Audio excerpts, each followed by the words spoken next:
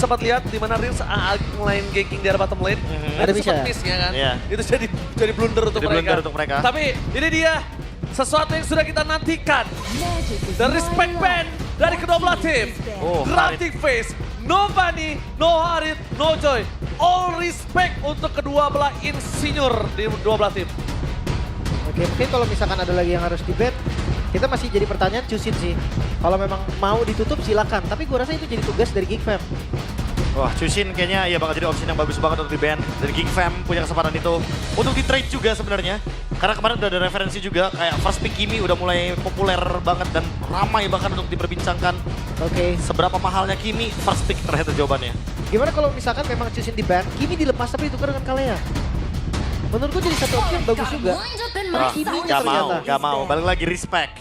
Mereka udah lihat kemarin Toy bebas banget, landingnya juga powerful banget. Even mau lawan siapapun. Enak. Mau lawan Moskov juga yang punya piercing power ke belakang tetap aja bakal kuatan Kimi sih. Gua lebih suka Ben Kimi dibanding Zuxin, makanya gua lebih suka nih Zuxin dilepas di sini karena kalau misalnya kita lihat Zuxin ini bisa juga jadi salah satu trapping draft juga, Bro. Ya karena entah kenapa ya Kimi semenjak di revamp kemarin itu no.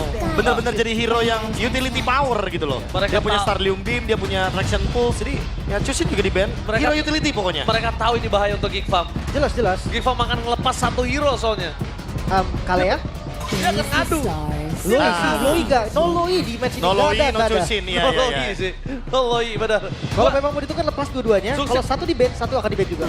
Kalau misalnya nggak ada Zuxin, pastikan nggak ada Loi di situ. Oke, tapi Chip menjadi first pick. Menarik Chip, nih. Mereka punya Kalea, tapi kita lihat gameplay yang cukup mengerikan dengan Chip.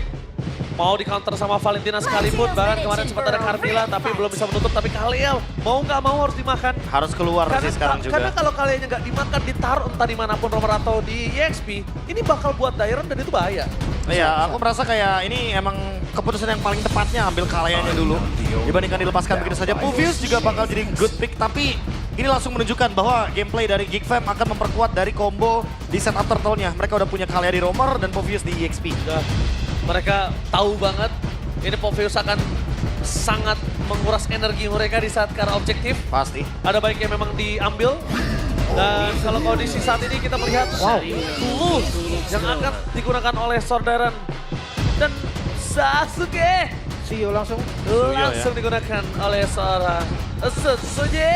Nah, yang gue lihat dari kemarin nih, Kalea gameplay jarang banget yang punya follow up damage. Entah kenapa sering banget ada Kalea midnya utility, marksman-nya DPS, sinergi simple yang jarang banget ditunjukkan dan rata-ratanya Kaleanya jadi kalah. Nah, sekarang pertanyaan baru buat Geek Fam nih. Mereka mau memperkuat split push atau team fight-nya? Karena kalau mereka mau memperkuat split push, mereka bisa membawakan Hayabusa di sini. Ini bakal jadi pick yang mungkin bisa ngejawab, tapi balik lagi. Mereka harus ingat ada Suyo, ada Glue juga.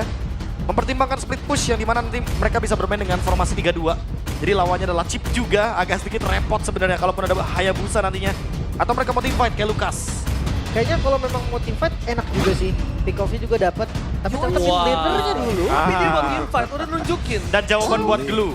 Jawaban buat Glue. Benar, sekaligus. Karena sekarang sebenarnya kita tahu, spread-spreadnya itu anak-anaknya ke depan. Yap. Dan kalau di depan Faramis disemprot pakai Ghost Bustler itu malah semakin jauh ke Glue utamanya, Benar. damage-nya semakin tinggi. Dan ditambah lagi itu sering. Sering. Quantity glue-nya berubah menjadi bulir-bulir jeruk terbaik itu sering. Gue tapi agak ragu sih kalau misalkan Dairon akan sering melakukan itu. Kayak dia bisa mainin dengan stack-nya dulu yang benar-benar ketika dia spread itu dia naik. Dan emang harus seperti itu. Iya kan? Kalau Ya, main Glue emang harus seperti itu di depan Faramis. karena kalau enggak itu damage-nya Pasti. bakal bukan ke dia doang masalahnya, ke Pasti teman-teman bakal. yang ada di sekitar situ. Yes, pasti bakal meledak ke tubuh asli Glue-nya ya. Itu dia. Dan- Oke, tapi kita akan bahas di fase band yang kedua. Biasanya kita lihat RRQ, tanknya atau roamernya itu ada di second base. Sekarang karena chip terbuka, naik, yang diturunin ternyata Rins. Ya, priority untuk Rins dan juga mungkin untuk Toy-nya ya. Karena balik lagi untuk sekarang kita melihat ada Faramis juga. Ini akan menjadi sebuah dilematik kalau misalkan RRQ nggak bermain kiting dan harus bermain kiting lebih tepatnya. Wow. Redrin ban. Redrin Band. Salah Redrin satu, Lucas kan? salah satu band yang cukup menarik ketika kita udah lihat di kanan ini punya power team fight yang Ya. cukup besar, Profesor. Mengambil referensi dari ini ya, hero permainan 4-1 ya. Nanti mereka bisa bermain Moscow Split Push, mereka bisa bermain Cloud, jadi alangkah baiknya nge-ban badannya terlebih dahulu karena Kalea di sini build-nya bisa banyak gitu loh. Ya. Dia bisa ke arah favor, dia bisa ke arah conceal, dia bisa ke arah encourage. Banyak opsinya. Kalau satu mid lagi nih. Kalau ngomongin asuransi late game gimana dengan Cecilionnya Rins? Aku lebih mempertimbangkan hero-hero kayak mungkin Cloud yang bakal di ban. Hero DPS. Ya, hero yang nanti bakal ngerepotin Geek Fam dengan split pushnya RRQ. Karena RRQ bisa main 3-2 loh, ingat ada chip di sini. Masih weak ternyata. Masih tetap mid lane di target ya. Untuk Rins, jujur kalau lihat dari pool hero-nya Rins sendiri, ini masih ya tadi yang masih terbuka, masih ada Cecilion. Atau dia mau menunjukkan hero-hero baru mungkin yang belum pernah digunakan juga masih ada opsi. Last ban, Beatrix gimana? Nah, Beatrix untuk menghindari pick off ya berarti sama Kalea. Ya. Boleh sih. Karena instan kebetulan banget loh. ya itu instan banget dan kedua bareng sama Faramis tuh dia posisinya aman banget di belakang. Netherrealm bakal cover banget. Atau kita putar ke 1-1. Kayaknya kalau bisa. One malah ke RRQ nggak sih? Iya, Warren malah bisa ke Toy kalau bisa aku lihat. Gue takutnya kalau misalkan ke Toy, itu Netherrealm ganggu pak. Ya, Ganggu cross ball tank. Nah tapi balik lagi main kiting kan. Yang dicari RRQ kan main kiting. sama mungkin itu sudah diprediksi oleh para pasukan dari tim Geek Fam ketika mereka lihat udah ada Kalea di awal. Kalea di awal, ya kan kemungkinan dia pakai akan hero Purify atau nggak dia paksakan karena 1-1. Ya bisa menjadi salah satu keuntungan ketika Faramis diambil di atas. Export di band ya. Ini mungkin menjadi salah satu traumatik yang menarik ya. Karena RRQ kalah sama Onyx juga waktu itu menggunakan export. Dan kita tahu sendiri export jungle ini kan ada tambahan lagi nih untuk Viraga Armor-nya. Di buff lagi. Lebih susah pecah ya. Makin susah pecah. Dan kalau misalkan kita build item penambah darah, semakin tebal juga Viraga Armor-nya. Betul sekali. Tapi terbuka nih kayak yang tadi kita bahas. Hayabusa open, Beatrix juga open. Sebenarnya dari Geek Fam punya banyak opsi. Kalau misalkan mau team fight turtle pun, mereka masih ada Naruto. Ya bahkan kalau Masih misalkan lepas. mereka mau bawa Moskov di sini masih sangat-sangat memungkinkan. Balik lagi. Mereka masih punya banyak banget opsinya dan itu dia Cloud yang diambil. Wah. Mereka nggak mau kasih Cloud-nya ke Toy. Bahaya, Blazing Duet bisa menghancurkan Netherrealm. Ditambah lagi dengan Purify, itu mengamankan dirinya dari Kalea. Iya. Jadi udah satu paket. Oke, opsi bagusnya sebenarnya masih di Bruno berarti ya.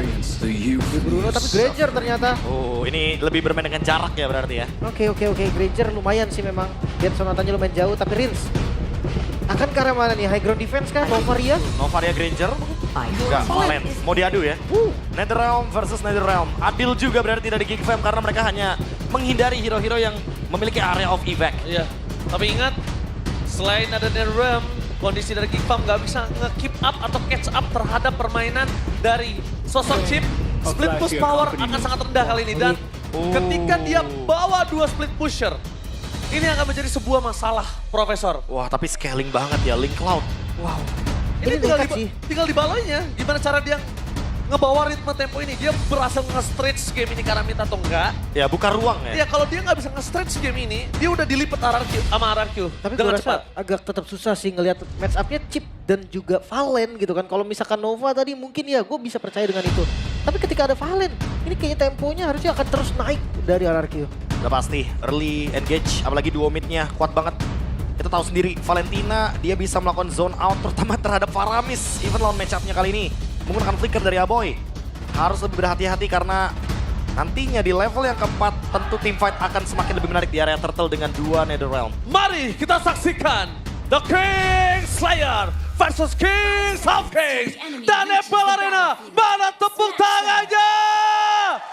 Let's go to the land of town. Match pembuka di game yang pertama.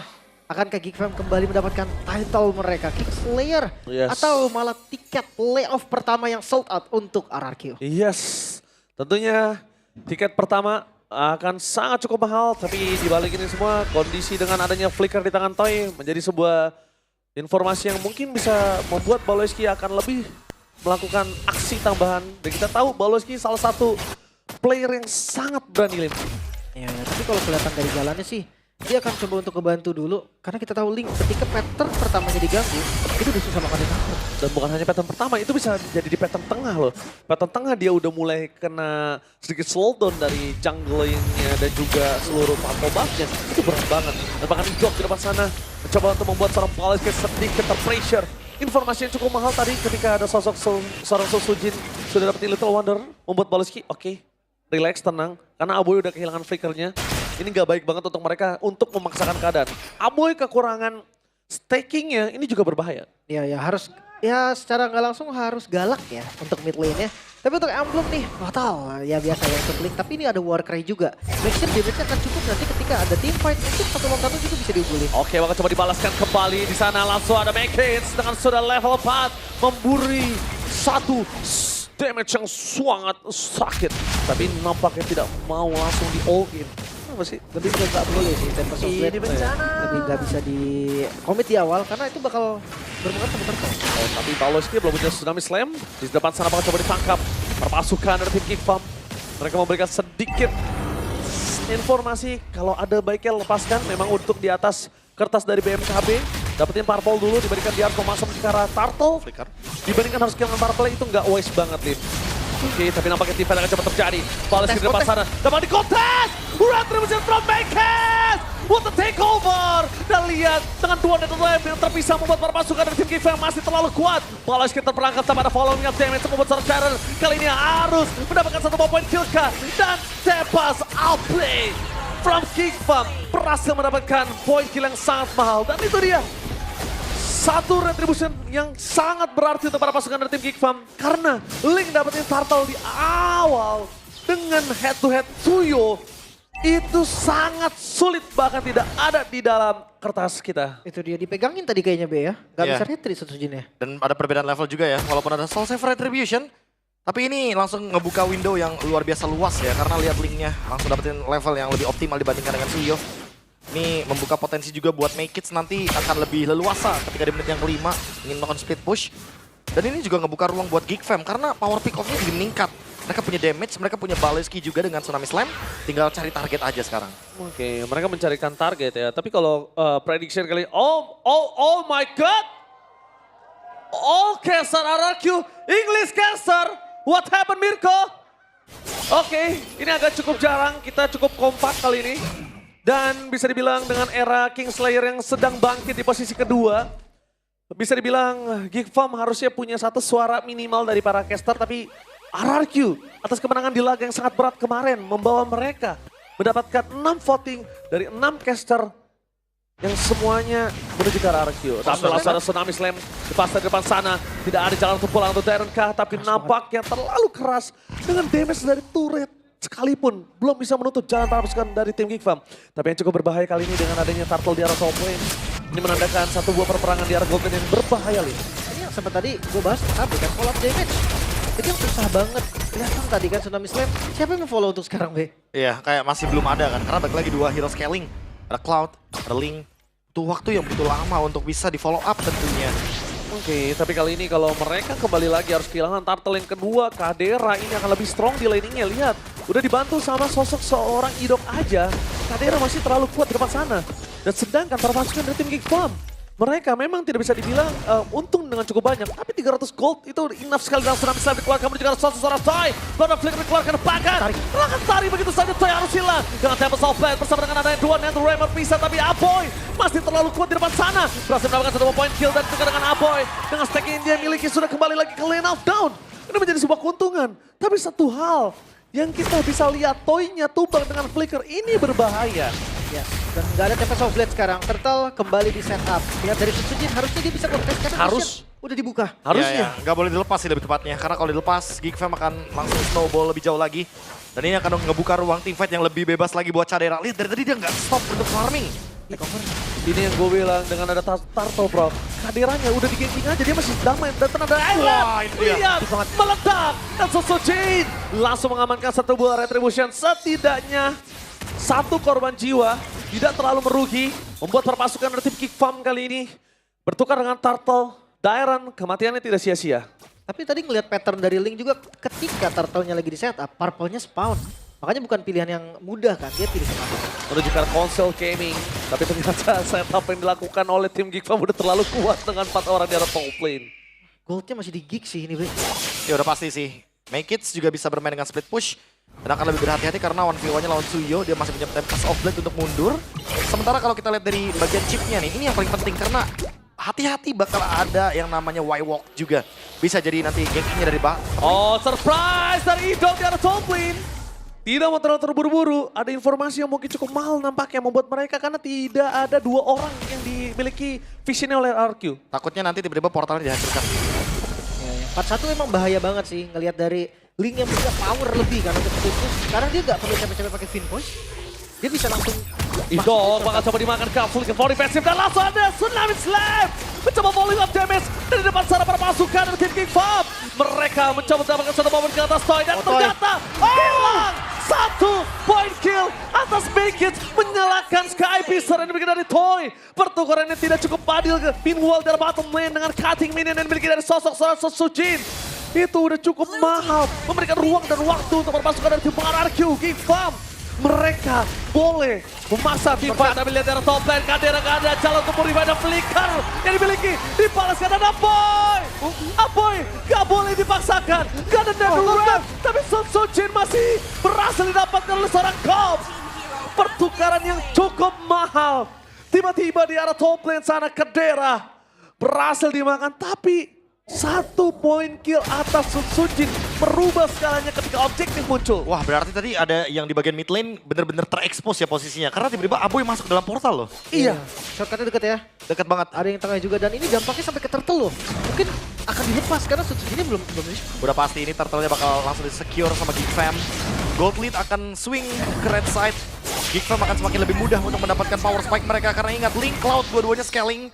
Sementara ini early-nya baik-baik aja. Wah, ini late game-nya akan semakin mudah untuk dijangkau. Berarti ini yang kita sempat bicarakan gimana caranya Baloy melakukan scratch. Gimana Baloy nge-delay, nge-relay seluruh waktu untuk bisa main di mid game. Dan berhasil. Walaupun tanpa point kill dari Baloy dengan instan, tapi mereka berhasil dengan team fight, Lim. Ya kalau misalkan late game sih, polamnya apa? Ada damage pasti. Ada. Karena kalau udah late game, Trinity dari Cloud aja itu udah kayak burst damage kan. Udah. Sampai si keteknya kan. Iya. Makanya lihat Blade Armor loh, first item dari Dairon. Kayak nggak kaget kalau misalkan tiba-tiba nanti dia spread terus meledak gitu kan. Karena dia baru punya Silence Robe, masih belum cukup untuk menahan semua dealing magic damage dari Aboy. Even ketahan tetap sakit. Ya Aboynya udah punya Lightning Truncheon. Ingat spread banyak banget jumlahnya dan sekarang Lightning Truncheon itu unlimited targetnya. Oh iya, bisa kena semua dan hati-hati teman-teman di sekitarnya ya. Iya, jangan Karena itu deket-deket. bisa kena juga loh. Jangan deket-deket Pirain, nanti bakal meledak. Ya, meledak. Dan dari segi item dari Kadera masih full farming dengan 1 buah poin kill yang dimakan dari Kadera itu nggak nutup kemungkinan bila langsung ada Tsunami Slam di depan sana. Belum ada following up damage tampaknya Sun Sojin terkena blasting 2 saat Sun Sojin still survive. Dibalikan kembali dengan keadaan para pasukan dari tim Geek Fam yang memilih untuk mundur dan RRQ juga nggak berani maju lebih dalam lagi karena mereka sadar ada Netherrealm. Aboy itu bisa ngebuat Dairon tumbang dengan sangat instan. Mungkin kalau bukan dengan glue itu bisa dibalis tadi Profesor, bisa dibalikin keadaannya. Ya tapi dengan adanya pertukaran di bagian top lane udah untung ya. RRQ nggak mau overcommit juga. Walaupun ada kesempatan untuk Idok datang ke area bottom lane dengan portal Baloy White. mencoba mendapatkan Prince, mundur ke belakang, damage terlalu besar tapi tampaknya Make It masih berlebih. Gak ada yang lihat, dengan Tempest Soul di depan sana, Flicker for defensive dan langsung ada 1 Netherrealm penyelamatan dari serang Aboy. Membuat para pasukan Idok, surprise attack, menuju ke arah blasting from Kadera. Berhasil mendapatkan 1 point kill, Minzel di depan sana para pasukan dari tim King Farm. Mereka walaupun tidak ada Tempest Soul berhasil mendapatkan 2. Ini berbanding terbalik dengan apa yang diinginkan oleh RRQ. Dan momen yang begitu tepat karena Lord langsung saja spawn dan lihat langsung dieksekusi tanpa ragu. Jadi 2 kali loh objektif. Mereka team fight di objektif dan mereka kalah. Portalnya udah bagus tapi sayangnya tidak ada Netherrealm. Itu aja. Rins tumbang duluan. Sehingga tidak ada team fight yang begitu adil. Karena Geek Fam udah buang Netherrealm duluan. Iya betul. Dan mereka mendapatkan mid lane turret secara paksa. Wah ini decision dari Geek Fam sepersekian detik langsung pindah loh dari objektif kill ke objektif yang lebih penting. Bener. Central turret dan Lord. Iya, cepet banget ya tadi. Bahkan dengan Tempest of Blade yang udah keluar, mereka bisa kabur nih dari momen-momen genting tadi. Nah, sekarang dicari dulu nih Netherrealm-nya. Jangan Wajib, sampai team fight gak ada Netherrealm. Tapi yang gue suka sih, ini 1 penyelamatan dari Aboy. Itu ngerubah segalanya. Kalau tadi Aboy gak masuk dengan adanya 1 Netherrealm, mungkin beda kasusnya Iya, Profesor. pasti, Karena pasti. mereka akan ada team fight di dalam turret. Karena kalau boleh Mid jujur, lane. itu timing Idok bagus banget. Idok udah pas banget momentumnya. Terlalu banyak source skill yang keluar. Tapi lihat Rins, di arah bottom lane akan menjadi pilihan utama. Bakal coba dipaksa mundur ke arah belakang dan bakal coba ditarik itu saja. Terlalu sakit, terlalu terburu-buru. Dan satu hal yang cukup berbahaya, tidak ada pasif turret di arah bottom lane. Para pasukan dari tim RRQ, kita lihat yang bisa melakukan clear cepat siapa. Gak ada high ground defender yang pasti ya. Karena masih ada holy defense di area mid lane dan Geek Farm pun Oke, di depan sana Idok! Tipat kembali terjadi dengan NetherRealm terpaksa maupun salah pasukan dari tim RRQ bersama Nido. Tapi nampaknya Toy free hit. Belum ada apapun yang bisa melakukan following up tanpa Palinski mencoba untuk bertahan. Blazing Grand from Kadera. Oh my God. Meanwhile My Kids baru muncul ke permukaan. Bisa menghadapi siapapun. Looking for wipeout. RRQ. What a timing from Idok. Selalu bagus. Tapi sorry to say. Following up damage. Tidak ada yang berhasil sama sekali. Oh my God. Naikkan backhand. Mereka belum pakai damage yang diberikan oleh seorang Toy. Terlalu sakit. Respect is the key. Dan Kadera. Jangan sampai terkena Sky Pisar. Toy di belakang sana. Dapat Wind of Nature. Mencoba untuk menyelamatkan sosok dari seorang Toy. Idok. Meanwhile permasukan dari tim Kickpop. Mereka udah standby. Sekalipun dengan Aboy tanpa NetherRealm. Tapi menunjukkan kualitasnya. Seorang Aboy. Batang hidungnya aja udah menakutkan dua pemain dari tim RRQ. Kapan RRQ mereka seperti terbawa tempo yang diinginkan oleh Geek Fam. Yes. Mereka terburu-buru, Be. Ya sekarang malah ini playgroundnya Geek Fam sekarang. Ini udah mulai masuk ke ranah-ranah di mana Cloud-nya udah punya damage. Link-nya juga udah punya power untuk ke belakang. Wind of Nature tadi udah pop out juga. Jadi Toy harus lebih berhati-hati dan menjaga posisi. Sementara kebalikannya Kadera yang baru selesai dengan Wind of Nature. Dia udah pasti bakal lebih leluasa untuk dive in ke belakang. Tapi ini kita harus berikan applause juga untuk Toy dengan segala kerugian yang dimiliki dari tim RRQ. Dia masih punya farming gold yang sangat baik, Profesor. Masih punya surplus dari gold yang dia miliki, Lim. Karena Cloud-nya nggak pegang landing jauh sih. Mungkin itu jawabannya ya. Iya, iya. Kalau Cloud-nya tadi pegang landing jauh, ya linknya nggak akan sekat sekarang dan gold dari Kadera juga akan lebih tinggi. Tapi yang gue pertanyakan nih, apa nggak selalu terlalu cepat sih dari shortcutnya Idok? Mereka selalu kayak Idok datang shortcut langsung tumbang. NetherRealm-nya pun nggak bisa selamatin. Iya. Itu yang mungkin bisa kita lihat dari first damage yang diberikan oleh seorang Aboy juga menjadi sebuah problem untuk Dairen. Yang bisa dibilang Dairen ditekuk abis untuk game kali ini, Lim. Lebih kebalik lagi sih, Aboynya mau ngasih nggak nih NetherRealm-nya. Karena dari tadi Rins masih kelepotan dan itu dia NetherRealm yang dibutuhkan. Sehingga kita tinggal menunggu timing portal dari Idok. Oke, apakah langsung ada di belakang sana? Langsung ada Link, tapi di belakang sana Idok! Berhasil membuka portal tapi tidak bisa diselamatkan oleh Rin. Meanwhile make it one by one situation dengan sosok seorang Toy. Divide terjadi, berhasil mendapatkan serangan blessing to it. Dan lihat, looking for wipeout. Ini bencana!